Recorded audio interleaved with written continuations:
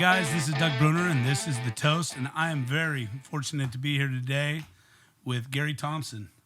Gary, thank you for joining me here. It's been a pleasure. We got to sit down. I've never met Gary. I got to make that clear, but in the last 30 minutes, I've got to enjoy and learn that we have a lot of similarities, man. Yeah, we definitely Besides, do. you're better looking than me, but we're both 36. We both have kids, and we both worked on a dairy. Yep, that's for sure. Yeah, but we both got off too. Yep. So, no, Gary's here on behalf. He is an owner in GUSS Automation. I know that is becoming a big name right now in agriculture. It's exciting as everybody has been calling for it. Everybody says the future is autonomous. Well, they took the charge and the lead to start that out. And just really interesting listening to them, listening to Gary right now talk about his father-in-law, the foundation of the business, but now Gus is here.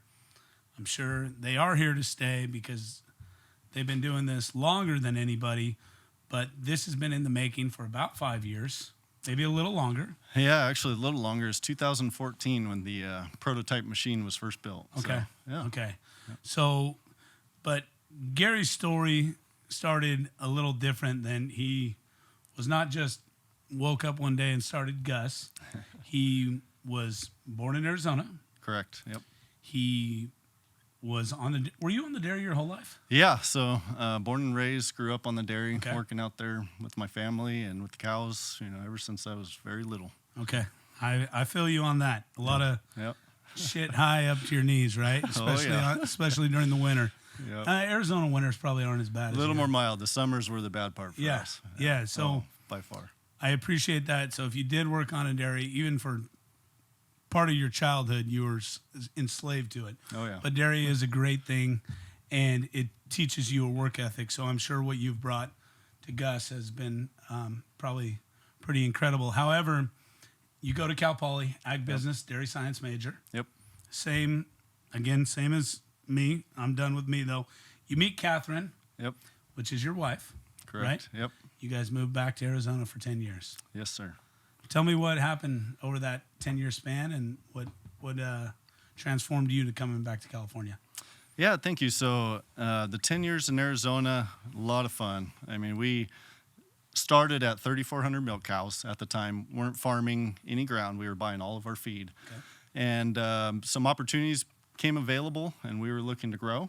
And so we did. We purchased a neighboring dairy and grew over the next, probably 5 years. We filled that place up and grew up to 10,000 milking cows out there in Arizona, about 20,000 total head. And also the feed prices, started getting very tough. A lot of our alfalfa started being exported to Saudi Arabia, China, stuff like that. So got to the point where we had to, vertically integrate a little bit more. So we decided to take the plunge into farming. And actually, I loved that time in my life because up until then, all I'd ever done since I was a baby, was milking cows, right? That's all I knew. So that was really the first time in my life I started doing something that I had no clue how to do. But, I took over the farming side of it. At that point, we were farming 3,400 acres, growing alfalfa, corn silage, sorghum silage, oats, sugar beets. You don't grow wheat there, do you? Wheat? No. What do you got? You guys get quite a bit of cuttings on alfalfa, though, right? A lot. Yeah. We go all year long. So Yeah, you can do 12-ish. I mean, unbelievable. in the middle of summer, there's times when we're cutting the hay on 18-day intervals, just because it'll flower out on you so fast in that Arizona heat. So. But yeah, we did that. Do you know the Dugans? I do. Those guys are crazy. Yeah. Dennis? They have a yes. And Tom? They have a heck of a St. Patrick's Day. Yeah. What is it? McMaster's, Yep, right? you've Okay, been got there. it. You've Yes. been there. All right, got it. Okay, keep going. Get away from the Dugans, okay? So yeah, just grew that business. Towards the end of my involvement, there's 180 employees. Wow. Arizona is very tough, especially with Sheriff Joe Arpaio back in the day when he was really trying to get rid of all of our workforce. And so I was very intimately involved with labor challenges in Arizona, just trying to get people to the dairy, to the farm, to do everything we need to do. Very challenging. So always trying to be, looking for different areas, innovating to, do things with less employees, that kind of stuff. But yeah, essentially over time, one thing I'll go back to, Cal Poly. I went to Cal Poly. My parents both went there. They're actually from California, and they moved out to Arizona. And I grew up in the desert, it's cows and alfalfa and cotton and a little bit of corn. That's about it. Then you bought a surfboard? Yeah, I had my sights set on Cal Poly, and when I went there, I thought I'd died and gone to heaven coming from, Arizona, the desert, going to San Luis Obispo.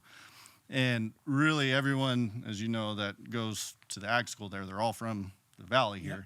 So I started spending a lot of time in the valley while I was in college, and just really fell in love with this place. I mean, I was just blown away by the diversity of ag, the trees, the vineyards, the cattle, the climate, just amazing. I just always loved it and always thought, what, if I ever do anything different, I'm gonna go to the Central Valley of California. I actually enjoy hearing that, because I feel like we get this negative input all the time on the valley. Yep. And I feel like, to me, this is home. Everybody, it's sad when you're talking to people now and they're just wondering how we're going to get out of here. Yeah. We do deal with struggles here. But, I mean, California is a special place, especially the Central Valley. It is. Yeah. So that's cool. Yeah. That's something the climate, the location, the beach, the mountains, all that. And so also, while I was at Cal Poly, I met my wife. She's from Kingsburg, California. So right here in the valley, started, visiting her family constantly while we were here, getting to know the valley even better, and just fell in love with it. And always just kind of had this itch of, wanting to do something more different, look for some opportunities out there. And finally, after a while, I knew it was kind of a now or never. Either I'm going to, be here and never scratch that itch and have some regrets in my life, or I just got to make the jump. So you left very at difficult about decision. 31? 31? Yeah, it was about 31. Yeah, okay. So 2017, made the decision that I was going to do that, and knew I wanted to do some farming. Just always had to have that in my blood. I've got 3 little kids. I wanted to have them out on a farm, growing up, similar to me, growing up on the dairy. It's just so huge for me. And so we found a small almond piece with a house on it. And at the same time, I talked to my father-in-law, and he's got multiple businesses, one of them being the farm service business, 40 years, Crinkloff Farm Service. And spray all over the valley, trees and vines. They're probably the largest commercial sprayer in the valley for permanent crop. For sure, yeah. And he's got a real estate development company, construction, and then started talking to him about some opportunities, like telling him, hey, I'd love to come to the valley and farm, and love to learn, the construction business too, if you could help me on that. And at the time, I'd been talking to him quite a bit about the GUSS project. It was in its kind of infancy, still just very much a prototype, something they were working on. Him and Chase Shapansky, he's now our chief technology officer, really good guy. And so we started talking about that, and Dave said, man, yeah, I could, definitely show you the ropes on the construction thing, and this GUSS thing, I don't know what's going to come of it. We're still trying to get it driving at this point. But man, I think we could be onto something huge, and I could really use your help, and coming in, running that business, doing the day-to-day type stuff, and just kind of leading that charge there. So that's what we did. Came over, and everybody that I talked to, both in Arizona and California, told me I was out of my mind for moving to California when everyone else is leaving. That's when it's the right decision. And Arizona politically, especially back then, was in a really good spot, I would say, and California, has its struggles. And so I always tell people, I know the pluses and minuses, and every place you live is going to have its good and its bad, right? For sure. And to me, the good of this valley, the people here, just by far outweighed Yeah. the bad. And very good lessons I got from my father-in-law, Dave Crinklaw, is don't worry about the stuff you can't control. And a lot of times those things that are huge challenges and frustrations are things that bring so much opportunity. And nothing is a bigger testament to that than GUSS. Yeah. You know, everything that our state government's done on the labor side of things, the cost of it, the regulations, all that really has led to GUSS. I mean, it wouldn't be large here opportunity. if there wasn't, challenges there. So I fully agree. And again, this series we're running is on entrepreneurship. And it sounds, I've never met Dave Crinklaw, but, listening from you, they've done a lot of spraying for me, as well as my family, their Class Act company. And to do what you guys have done in GUSS, I want to get a little more into GUSS, because for people who are, listening to this, what is GUSS? It's an autonomous sprayer, self-driven, and I've seen it. It's pretty legit. It looks like a rocket ship driving through your. It's kind of going the opposite way. Should be going up, but it's driving through your orchard, and it's just something that just revolutionary. And I it's hard to grab onto. Just even people who've been in the business. I think even large farmers. How does this return an ROI for me? So. And I would like to kind of touch base on that, where you guys feel you're going with that, where Gary believes this is going, and Dave together, and also Chase. Yep, definitely. And the three partners here. What led you to this, and where do you guys feel you're going? I actually saw you guys have a grape one now. Is that correct? true? Yeah. Okay, cool. Yeah, we'll definitely get into that one Okay. here as well. But really what I always like to start with when speaking to a grower about what we built is just start with our background. I saw you trying to sell right now. Yeah, let's try it. We're still working on that. Yeah. Just our whole background, gives Dave's history in this valley, gives us so much legitimacy. His reputation is, stellar, and I give him so much credit over a 40-year career. It is very difficult to find someone in this valley that has something bad to say about Dave Crinklaw. So that alone, is huge. And then just where this thing came about. So Dave, started this business. It was him and his dad 40 years ago. They were each driving a tractor spraying, stone fruit in Reedley. And quickly, Dave had this big vision of just growing the business, very large, picking up big accounts, because it's the same amount of work to set up on a 20-acre piece as it is on a 2,000-acre piece. Yep. And you're much more efficient, you're much more lucrative to be on the big farms. So that's what Dave did. He really targeted big farms. His father retired out of it, and he just kind of really took it and ran. And really, he could get a lot of work. There was a lot of demand for his service because he's really good at it. And he brought on Ryan Johnson. That guy is just a machine. He knocks out acreage like no other. Farmers love it because you're in and out of the farm quick, provide a good service. So we had the demand. We could go buy a tractor. We've been building our own sprayers for 30 years, PTO rigs. Dave's been very innovative with 3 and 4 He row likes to fabricate. vineyard I'm sprayers. taking he likes to fabricate. Oh, the guy's got a very inventive mind. Yeah, to say the least. So he's done a lot of cool things over the years. So we could do that. But getting that guy to come sit on that tractor all night long, most spraying's done at nights in orchards, all night long going 2 miles an hour with the chemical environment and all that. A lot of times in our business, it's 3 hours away from home. You're going, down by the Grapevine, you're going up to, Sacramento, Napa, something like that. So these guys are spraying all night, then they go sleep in a motel during the day, and then they go spray all night again. Very, very challenging to find people that want to do that kind of work. So the labor thing was just getting tougher and tougher, just getting people to our door to do that. And Dave had this idea for many, many years, since, probably 15 years ago, before I even met him, about, man, how great would that be to have a driverless one. And finally, 2014, Ryan Johnson, the spray manager, just walked into his office, kind of threw his hands in the air and said, man, that robotic sprayer thing you've been talking about, we got to build that. I need that. Like, this is killing me. So at that point, Dave just stood up and he says, okay, and went out in the shop and drew on the shop floor what he thought the first autonomous orchard sprayer should look like, and his guys started building it. So that was kind of the start. So that's I think so much of the success of what we built, it was born out of our own need, in a business of our size, large scale, just to solve a very real problem.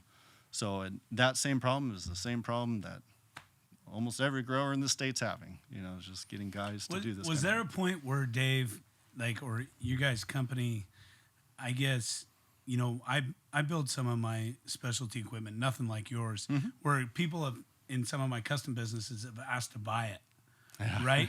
So where did he transfer over to being because once you sell that equipment, that business is now lost. Sure. As far as custom, that's how he made all his initial money, right? Correct. Okay, so how did that mindset transfer for you guys? Because I'm sure you have sold these to people who were your customers, and now you're not billing them monthly or 4 times a year, no more, for spraying, because you sold them a unit. It's a one-time sale. Yeah. Yeah, so that's a really good question. So I'll go back. So 2017, I moved over here. We were still trying to get Gus just driving, to basically go down a tree row, make a turn, come back, and not hit a tree, not drive off into the canal, stuff like that. So very, very challenging in an orchard because the tree canopy blocks the GPS signal. And for that reason, everyone told Dave at the time, it can't be done in an orchard. I mean, you can do it in row crop, you can do it, open ground, but in an orchard, GPS problem won't allow an autonomous machine. And he didn't take well to that answer and really had no idea how to automate it, but he knew he needed a platform, and then he would figure out the rest as he went. So 2017, we hit it really hard, just trying to get the thing driving right. Dave had set the goal, his vision, that he wanted it at the 2018 World Ag Expo. And not only there, but he wanted it driving. And that was huge because there's so much vaporware out there in the robotic ag and autonomous everything, really, cars and everything. There's a lot of noise out there, and we knew that we needed to come in and really show everyone that, look, this thing actually does what we say it does, not just sitting there stationary. So he set that vision. Chase, our CTO, he was hard at it every day out in the field, just working on sensors, working on software. And late 2017, we got it there, and we made it happen. I remember that. That was a big deal. It was fun. That was a big deal. I got to tell you, man, so Tuesday, Wednesday, Thursday of the farm show, Tuesday, we were all very puckered up the whole day, because we had our little orchard out back, and we had 100,000 people that come to the farm show, and every one of us talking to the mob of people that was lined up with their cell phones videoing, and we all kind of had our head turned to make sure it was still driving where it was supposed to be. But after about that didn't go through the fence, somebody's car. But. Yeah, and then it's everyone's got video of it. But after about that first 9-hour day, you're like, okay, we can breathe a little bit, and then the second day, and then third day, and then it's like, oh, this is great. So after that, this show, is really, because at this point we were just there, and every person that walked up, they said, how much? And we said, well, it's not for sale. We're just here showcasing because we're going to do commercial spraying with it. And a lot of those growers, they said, well, okay, that's fine, but I like to do my own spraying, my own tractor work. I don't hire commercial guys.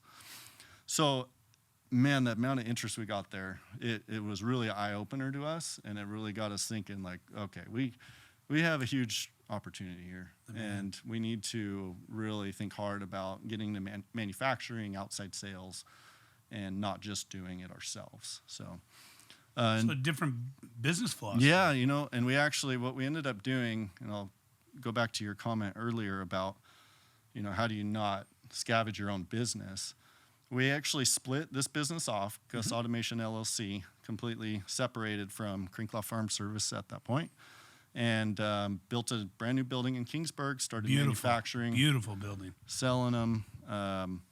And really, it is a little bit of a touchy situation because we don't want to build sprayers, like you said, and then and then I, go sell them to our customers on the other side, and we lose that business. Overall, though, I mean, Ryan Johnson does such a great job that those customers, they're like, you take the spraying stuff. We don't need to own our own equipment. It's not only owning equipment, it's also just all the, regulations with the chemicals and stuff. It's a whole business you got to have inside of your business, as you well know. So really that hasn't been a factor, and that was something we were concerned about. But man, the demand has just been great. We sold our first units in December of 2019.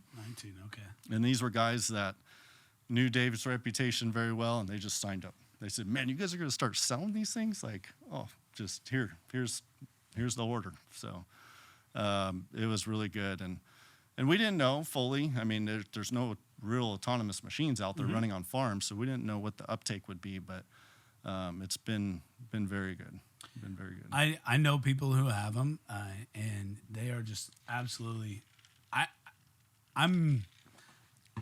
I don't have one, so I can't. If is it good or bad? We can work on that. Yeah, we can. Of course, we can. That's a good salesman, right? I'm the same way. But however, people who I know have had them, who have them, are just absolutely in love with them. And so, kudos to you guys. I mean, you did something that, like your father-in-law said, which I would love to meet him someday, is just say, where you're saying the hard part or something that somebody said can't be done or will be very hard is a large opportunity. Sure. Large opportunity. Yep. And so you start the first one in 19, so now you're pretty much been selling these for about 2 years. Correct. Yeah. So how many of you guys kicked out? Right now, we're about 113 units operating out in the field. Okay. And 2 dealers, right? It's Midland and Lawrence. Here in the Valley, yes. Okay. Midland and Lawrence in the Valley. We also have 1 dealer in Australia so far, in Mildura, in the a big almond area over there. Okay. Also Florida in the citrus industry there. We have a large dealer over there. And going back to your comment about the vineyard rig, mini GUSS, we'll talk about that as well. So the Pacific Northwest, soon after we debuted GUSS, we had a huge amount of attention and interest from growers, especially apple growers up in Washington, and grapes. Yeah, grapes, and a lot of the wine grape growers here in California, and they all kind of said the same thing. They're like, "Man, that thing's awesome, but it's too big for my vineyard, or it's too big for our high density apples that we have up in Washington. Can you build a smaller one?" And, at the time we were really focused on our tree rig because, that machine will do any almond tree in the state, and that's where the acreage really is, especially in California. Almonds, pistachios, walnuts, citrus, all that. So, but that's when we really started thinking about, okay, we are going to continue innovating because we have a great thing here. We've got a great concept, the technology and all that. Now it's like, what else can we do? And so that's what we conceptualized. Mini GUSS, it's just smaller. That's really all it is. Is it out right now for sale? It is. Yes. Okay, cool. Yeah. So we just kind of did our marketing launch, a couple months back, and picked up 2 large dealers, Pape and RDO, up in the Pacific Northwest, and really pushing that machine up there, and also here in California, we've been already taking orders from here, and next spring's when those production units will really roll out the door. Is it half the price of the other one? Yeah, everyone asks me that. No, unfortunately not. Essentially what we did for Chase, our super smart CTO, is we gave him the lovely task of, okay, everything in the full-size machine, make it just put it in a box that's about 65% as big. And, engineers are just like, oh my gosh, you guys, and, Dave and myself, we're the cowboy engineers. We're like, it can't be that hard, right? It can work. But man, I give that guy so much credit because he figured it out. Just, we wanted it 6 feet wide, a lot shorter so I could fit under some trellising, table grape and such. And that's what we did. We just shrunk it down, and it still has same motor in it. It's got all the same hydraulics, all the same electronics. So all the expensive components are all still there. Just has a little bit less steel. So, and the steel's, probably one of the cheaper things on the whole machine. So it's what you're not saying half off. it's not a discount. No, sorry. It's not a discount. So the Dutch guys aren't going to buy any of it, Well, extremely exciting. What have you learned working at, I guess, under your father-in-law? We all need mentors, right? Mm-hmm. I'm sure your father was a mentor learning at the dairy. Definitely. Yep. And now with Dave, what have you learned and what has been the most success for you grabbing on to your mentors, which of course your father, growing up on a dairy, work ethic. Yep. You can't that's one thing you can't change. You Oh, know yeah. what I mean? And what have you learned from Dave? It sounds like taking something hard and creating an opportunity. Yep. What has the whole business being at GUSS taught you over the last 5 years? And where does Gary see himself and his business in 5 years and, Sure. legendary from here on out? So I would say the number one thing I've learned is perseverance. Is so hard doing what we've done.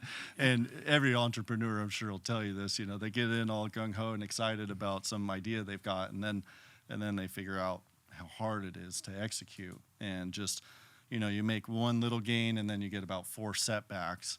And, man, that's something that Dave really did so well with, early on when we were just trying to get the thing driving, and it was just frustration after frustration after frustration. It seemed like every software update or new thing we tried made things worse almost, But, he just kept it positive. He said, guys, we're almost there. He just kept saying, we're right there. We're just about there. And so you can just easily see how so many people that start businesses quit and they give up. They finally say, okay, this is just crazy. I can't keep doing this. But you just keep after it, and eventually great things hopefully will happen as long as you're making good decisions and the work ethic like you talked about.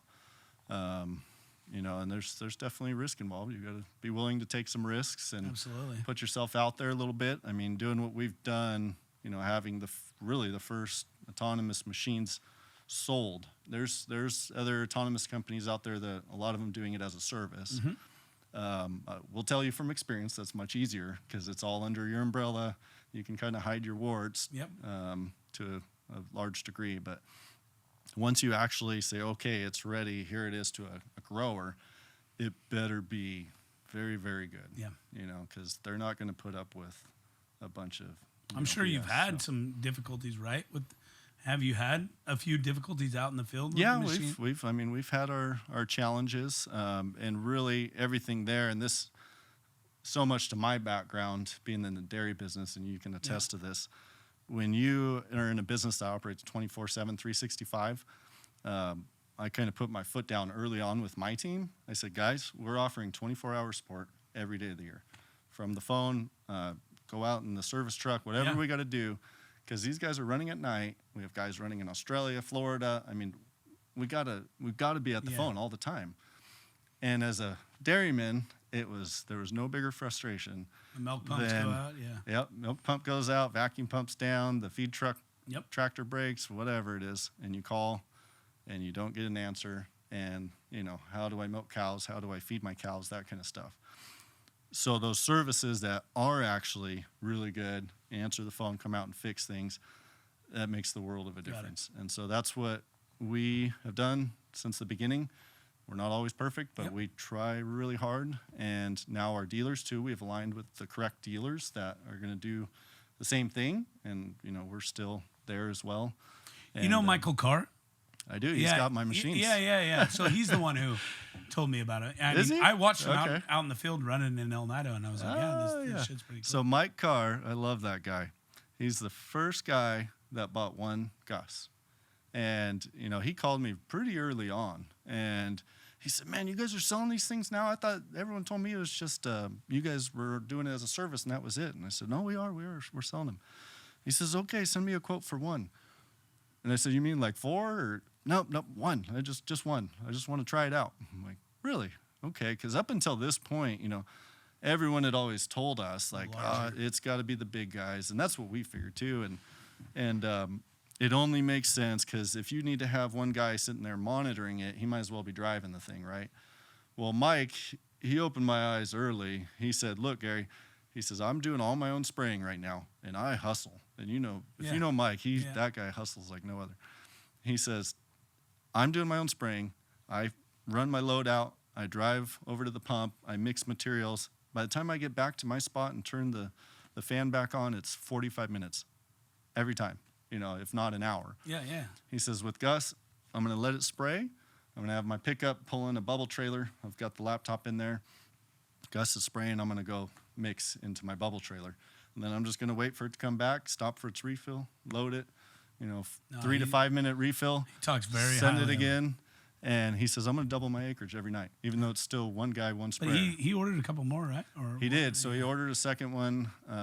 He's actually buying 4 more right now. So he's got 2 this year and then 2 for next year. So he's growing his business very big. And something else that really, kind of happened with him and I've seen with our other customers is they get attention, and if they're a custom farmer, if they're a commercial applicator, if they farm for, the large insurance company, something like that, boy, you get attention when you got Gus's. And then all of a sudden people are like, whoa, you got Gus's? Okay, I've got some acreage over here. Why don't you quote me on marketing. spraying? You're saying marketing. It's helping. Oh, it helps them big visual time, marketing, so, yeah. right? Yeah. So. Well, it's a change from what we're used to, right? Yeah. And you got to grab onto it. I think it is the future. I believe you guys are onto something. I haven't grabbed onto it. Maybe I should learn a little more.